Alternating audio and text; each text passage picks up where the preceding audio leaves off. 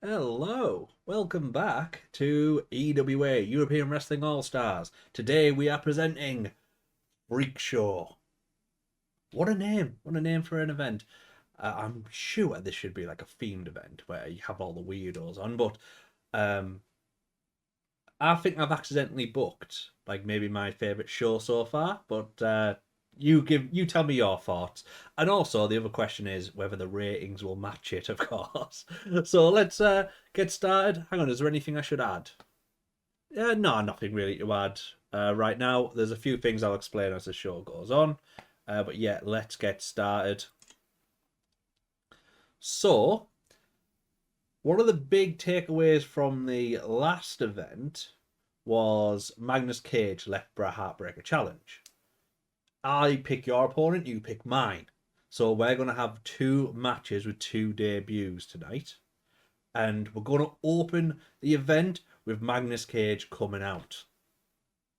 And he's going to explain the backstory. At Berlin Brawl, I laid down the challenge to Bret Heartbreak. You know him. Yet that yesterday's news. The one who's keeping my Intercontinental Championship warm. Him.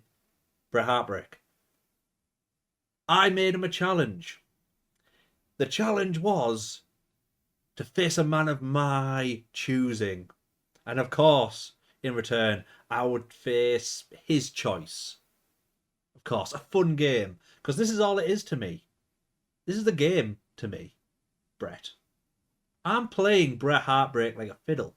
Just like I'm playing all of you like a fiddle. You all need to quieten down. You just need to realise in this ring right now stands something special. The present, the future, better than anything Bret Heartbreak could ever be. Magnus Cage is the best, bar none, and no one in all of Europe can hold a candle to me. So I have my pick. He's an absolute killer, and you'll see him later. So who have you found, Heartbreak? What miserable little thing have you dug out? Bring him out, let's see. So, Magnus Cage, I think is about my favourite guy a book at the moment. We'll see if that changes. But yes, 57 rating. Is that the best promo I've ever done? Maybe. I did like the obviously Michael Gregory one, but we'll see. And then we're going to have a match. And oh, what a drawback. Never mind. But still, decent match. His opponent is Juan Mendoza. Now, if you've actually played CornellVerse before, you might know Juan Mendoza. All I know is he's been highly touted. I've kept an eye on his results. He's been getting really good match scores elsewhere, and he's in my creative meetings as someone to look out for. And now that he's on my roster, they're saying, "Oh yeah, you can push him."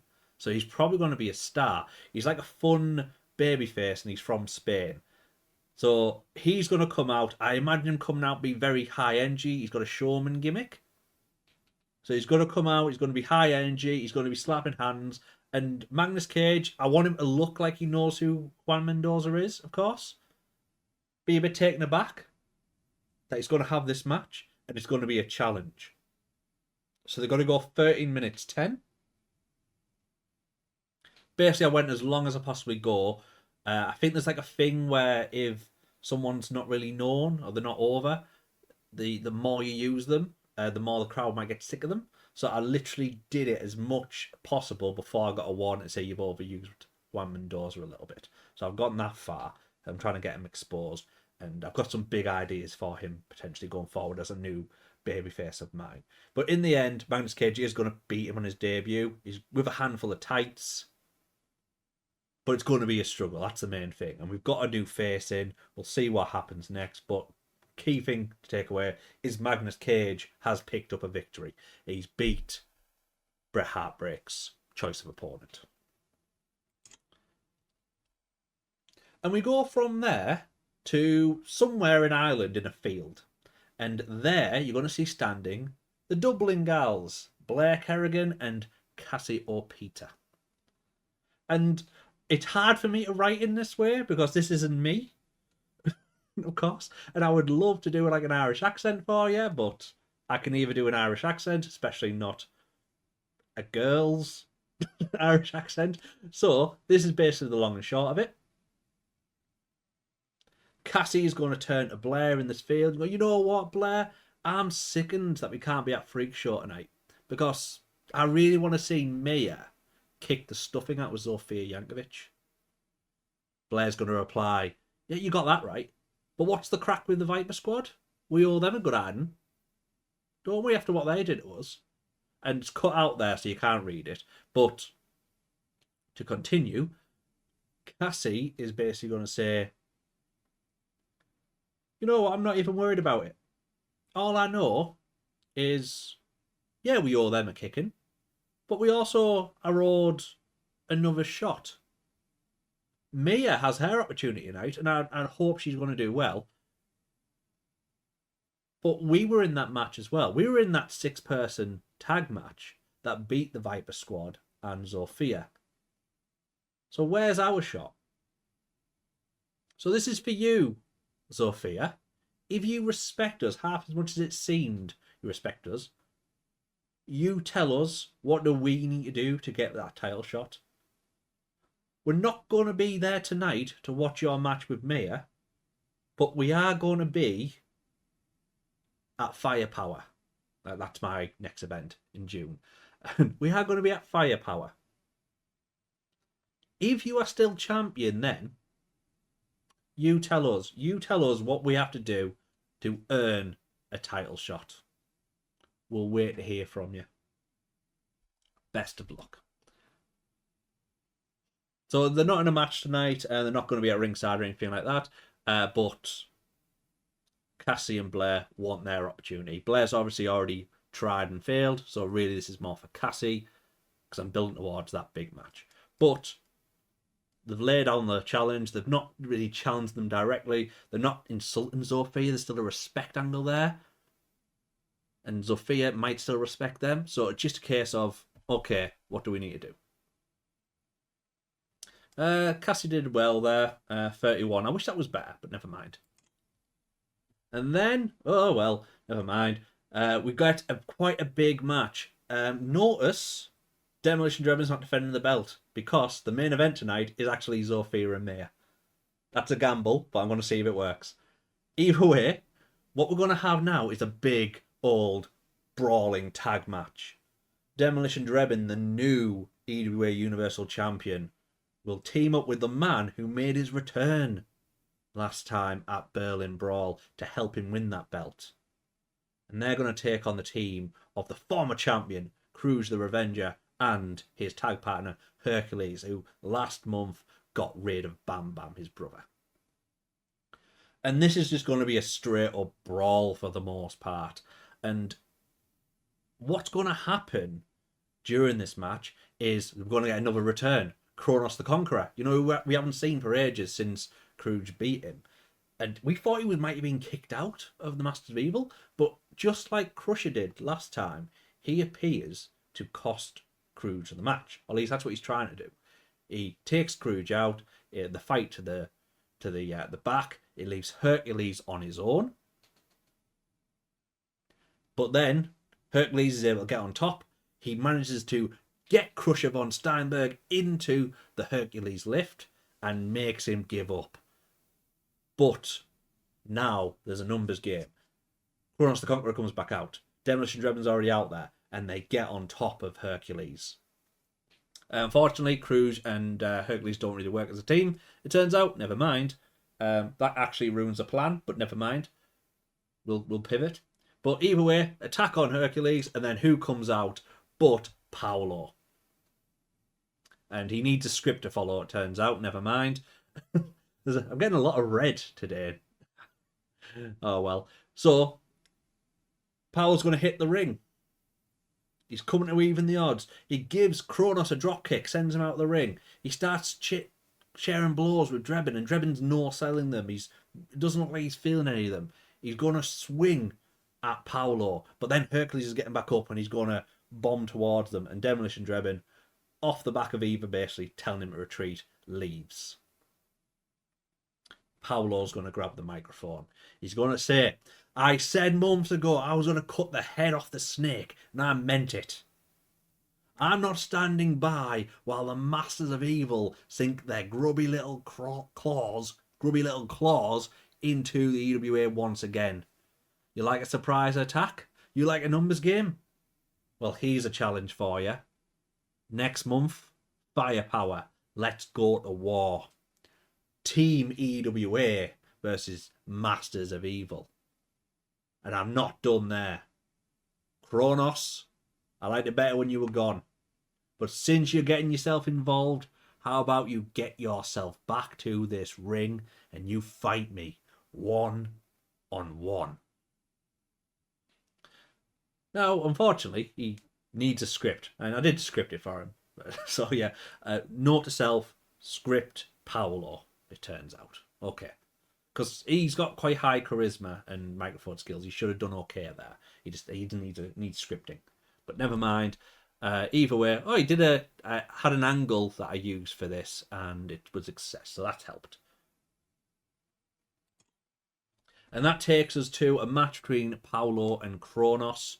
Kronos comes back and helps himself to some action, and yeah, you could have Hercules and Kruge and everyone at ringside, or you can have them leave. I'd rather them leave because I'd like this to just be a one-on-one match. Ref kicks them out, we'll say. Ref kicks everybody out. And then that allows Paolo to pick up a massive victory, beating Kronos with a full Nelson bomb. Now, imagine the sight of that, because Paolo's not massive. He's definitely a heavyweight, but Kronos is a super heavyweight. So imagine he actually gets Kronos in a full Nelson and slams him. Oh, can you remember The Patriot with the Uncle Slam? It should be kind of like that. So yeah, he picks up the victory. And at 55, that's a really good match. Which means Kronos still has something to give. But look at that in-ring performance by Paolo, 59. I don't get many 50s performances these days. Not in my promotion. We are small. We're working our way up. But yeah, that's good. Paolo is on the rise. Next month, we're going to have a mega match. We'll see.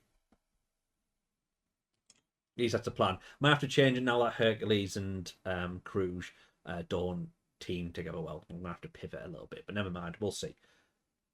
Then next, right back to standard action, we're going to have Michael Gregory in there against P.T. Barnes. Just needed Michael Gregory to pick up more wins because I've got big plans for him. And Michael Gregory did well there as well, 49. Once again, that's right on the cusp of 50. And a 48 overall rating. P.E. is fresh off a Japanese tour, so I thought this would be a good match. It was okay. I thought P.E. would do slightly better, but never mind. Picks up a victory. Very standard, competitive match. Running power slam. Beats P.E. Barnes.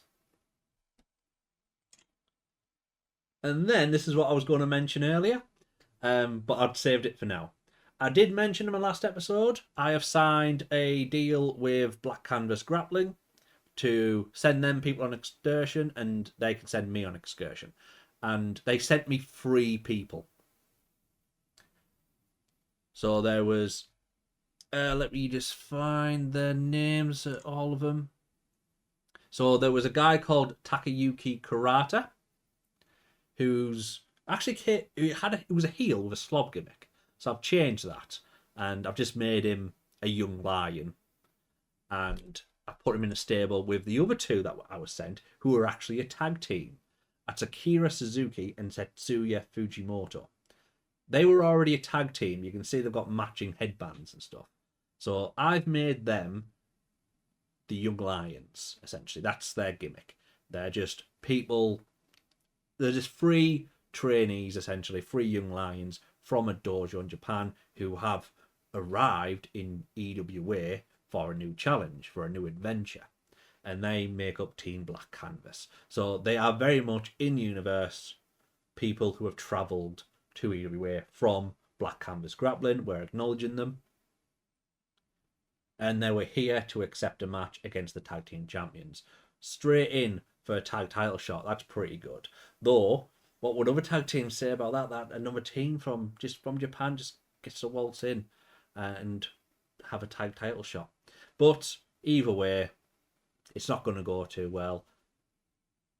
Ulf Horse is going to pick up the victory for his team with a swinging neck break on Akira.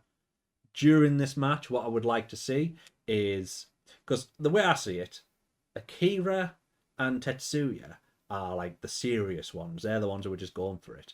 And then their person at ringside, they're acting as their manager, their third stablemate, Takayuki, is basically going to be outside making a bit of a nuisance for himself. Being a bit daft. Not so much that it's comedy, but like, you know, just looking a little bit out of place. There is a reason for this. I like to see how I can turn it into something. You might have some interactions with their manager, Hammer and Anvil's manager, Marina. And, or Marianne? Marianne. And that's going to get in the way, but then ultimately lead to the end. And then as they scurry up, Marianne is going to get in the ring with a microphone. We never hear her speak. I've really been using her. She's actually a bit annoyed because she keeps getting left off. But as far as I'm concerned, if she's the manager, she should be there at ringside with Nicholas and Ulf. So I don't know if this is a bug maybe that I've found, because they are down as her clients, but I never get a notice to say that she's at ringside or anything like that. So I don't know, it might just be a bug. I might have to start like saying like at ringside, Marianne. But either way, she's getting in the ring. She's going to cut a little promo. My clients, she says, are unstoppable. Since winning the EWA tag titles, they have beat every contender and have also done so in dominant fashion. Look at the tag division in the EWA, and it's clear. It's clear. There's just no more competition for the Hammer and Anvil. Clearly, even Japan have left us wanting for a challenge. So, we must make our own challenges. And at Firepower, Hammer and Anvil are going to be here to defend the tag titles once again. But we're going to leave the gates open. Any tag team across the globe, you're welcome to step into the ring and try and best Hammer and Anvil, the best tag team in the world today. And just leave it simple like that. Right, up next, Dylan Drama is in action. Now, he turned on his tag partner Lover Prime last time at Berlin Brawl, of course. And I've gimmick changed him. Yeah, we'll see how it goes. I've just modified his gimmick slightly so it works better for a heel. So there's not really much to change. I'm playing into Dylan Drama. And I'm making like a tortured actor kind of dealy. That's my vision for him. So I like, and you'll see what I mean when I cut his promo for him. But yeah, so he's going more, not quite Miz. Imagine if you mix Miz with Tony Storm. That's kind of what I'm going for, like a modern cinema guy. Almost like someone took Goldust's character and went, yeah, it's a bit out there though. Let's tone it right down and make it super family friendly. It'll be kind of like that. So he's going to come out. He's going to be acting the whole time. Really dramatic movements. And he's going to get the microphone. He's going to say, ladies and gentlemen, finally the leading man, Dylan Drama, takes center stage where he belongs. Tell you what he's like. He's like Calculon from Futurama. He's going to be Calculon. Lofer Prime has done nothing but hold me down for months after everything I did for him. But no more. Lofer Prime is done. The team of Prime Drama is on the cutting room floor. Consider this ladies and gentlemen, to be my opening night, or you will see exactly what my range is as a solo star. I am ready for my close-up. And then his opponent comes out, and we're going to get a match between Dylan Drama and Jason Dempsey, who are once again reintroduced to us. And this didn't go perfectly or anything like that. Jason Dempsey seems a bit off. But still 44, I'm still decent. Yeah, and Dylan Drama is going to pick up the victory with the ropes for leverage there. And yeah, no low for Prime. He's gone for now. But just a way to get Dylan Drama in the win column, because unfortunately, by virtue of the storyline, it has kind of cracked on him a little bit. He's got very low momentum because he kept losing. So let's start giving him some wins, and let's build that up. And unfortunately, Jason Dempsey is now in the lost column once again. How's that going to impact Christina, his manager? We'll see. But up next, at just 28, that's not done great. But then out comes Magnus Cage. And everyone's going to boo him because they thought maybe Bret was going to come out. But he's going to go, settle down, settle down. Look at the camera. Bret, you crafty Nepo baby. I bet you thought you were clever. I bet you thought you had one over on Magnus Cage when you got your daddy to pick up Juan Mendoza. But just like all the competition, I left him lying. Byron couldn't help you now, could he? Now it's time for my choice to appear. It's time for you to face my chosen opponent for you. And you know him, Bret. I know you do. He knows you. Because you've done everything in your power to leave him out in the cold, just so you can avoid him. You knew this man was a threat to you. So you played your little games, you played your politics with your dad. Your dad runs this company, and you stopped your dad from signing this man a long time ago. I know you did that. I've heard through the grapevine that you did that. Oh, and this man knows you did that too. Oh, and he's got hell to pay with you now. Oh, he can't wait to have his way for you. Because while he's not been in EWA, what he has been doing, he's been terrorizing European wrestling for 10 years straight. And finally, because of me, because of Magnus Cage, he's here in the EWA. He's going to go all ring announcer, standing at 6'2", weighing in tonight at 230 pounds. From Sweden, he is the Stone Cold Killer, Conrad Mäkinen. And once again, someone else who's been recommended to me loads by my creative, by every single search of the wrestlers in the game I've done, who's in Europe, who's got really good stats, who could be a star for me. He was always popping up. So I had to sign him at some point. And here he is to beat the crap out of Bret Heartbreak. And I've liked that I gave it some stakes. I like that because it's hard, because he's coming in here and the belt actually is going to be on the line. So I needed a reason. I needed a reason for someone like Conrad to be immediately at that level. And he is the champion elsewhere. I think he's EWA. Not the EWA, that's me. The UEW champion. And I am basically getting to the point where I'm signing everyone else's stars. But yeah, you know what? I'm McMahon it. Not in that way. But yeah, I needed a reason for him to come in and be a star. And then I hope this is good. 49 will do. I kind of hoped it'd be more. But you know what? You can't argue with that. Conrad Mäkinen's right in there, 46 on his debut. Along with Bret Heartbreak being a 47, who's going to be like one of my future best guys. But unfortunately, not much heat. But either way, this is going to be a brawl. Now, the reason it's probably limited is because I wanted to keep Conrad strong. I wanted Conrad to be dangerous here. I wanted to deck.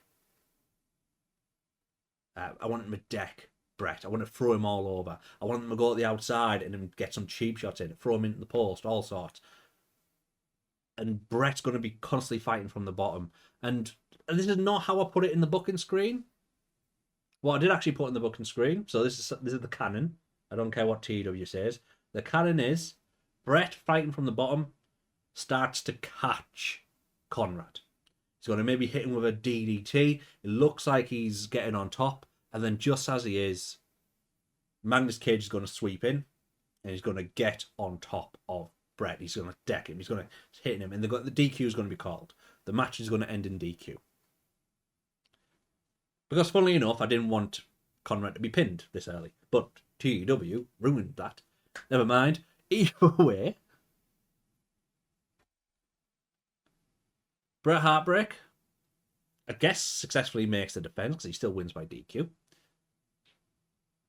And we last see him under the boot of Magnus Cage. Things are hotting up. But now, big thing going is not only is Bret and Magnus getting to a heating point, but also I've got two new stars. Juan and Conrad are going to be great members of the roster. See what you can do when you can get rid of the dead weight, like Masters of Evil and Bam Bam Johansson. Right, so not long left now. We go backstage. Christina is sitting outside the locker room. We can hear a shower going in the background. And we know Jason's there because she tells us. She says, "Oh, you got to be long, Jason."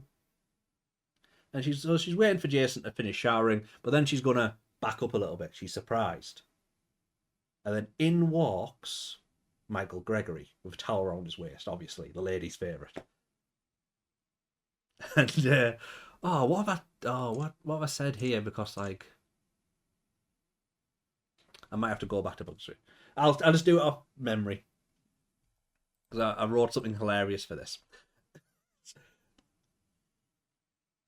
So yeah, approaching, towel around his waist, as if he'd just been in the shower as well. So he's going to say to Christina, he can take all the time he wants. He's never going to wash that loser stink off himself, is he? Oh, don't worry, I'll keep my voice down. I don't want him to come out here and spoil your view, of... Take a good look, by the way. This is what a winner should look like. Not a gangly, a crooked-nosed street urchin like you're. What even is he to you? Is he a client or is he... Anyway, it doesn't matter. Maybe it's time, just a little bit of creative advice for you. Maybe it's time to start diversifying. Like, for example, I've got a spot in my corner. And whoever's in that corner, I'm going to take to the top with me. Think about it. Think about it, yeah. Now, if you thought the chest and abs were good, you like that view. Wait till you see the back, and then he's going to turn around and walk away from it. So, yeah, this is Michael Gregory trying to poach Christina from Jason Dempsey. Now, it was hard not to make it creepy, because I know if someone else booked this, what they'd have done is like he'd sneak up behind her, catch her off guard, they tell her to shush, and they're like, "Oh yeah, and basically flirt with her." But no, I didn't want to do that. I want to emphasize that for Michael Gregory, he's the meat. Like, he's looking at himself going, "No, I'm the eye candy. It's the girls that want my body. I don't want their body. They want mine." So it was more a case of him actually genuinely going, "Look at this. It's mint, isn't it? Do you want to be my manager instead?" So it's not like he's flirting. It's actually just like he thinks he can get his way with his body in the most arrogant way possible. That's my vision for Michael Gregory. And yeah, I hope everyone's enjoying me getting into these characters, because this is why I do this shit. I like doing the promos. when I get into the characters at least. And this is why Kruge and all that, I can't do their promos. I can do characters like Michael Gregory and like Magnus Cage. Like, I'm enjoying those. Which takes us to, yes! Which takes us to our main event for the women's title. Zofia Jankovic, my star, defends against Maya, who are brought in from Japan.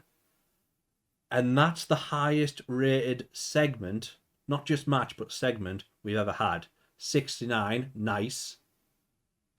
And this is just going to be a competitive main event style match, going 12 to 13 minutes. Jankovic defends over Maya, knocking her out like she does all her opponents with a head kick. And at 66, is Zofia Jankovic my best wrestler? Right, you know what this told me? I have to start thinking about maybe main eventing the women every single time, because they're just about consistently my best acts. That's amazing. It's class, isn't it? Oh, I hope this is good. What a way to end. I'm really happy with that. 62. Guys, do you realise how mint that is? We haven't even gone into the 50s before. We've always had high 40s, and we've done well with high 40s.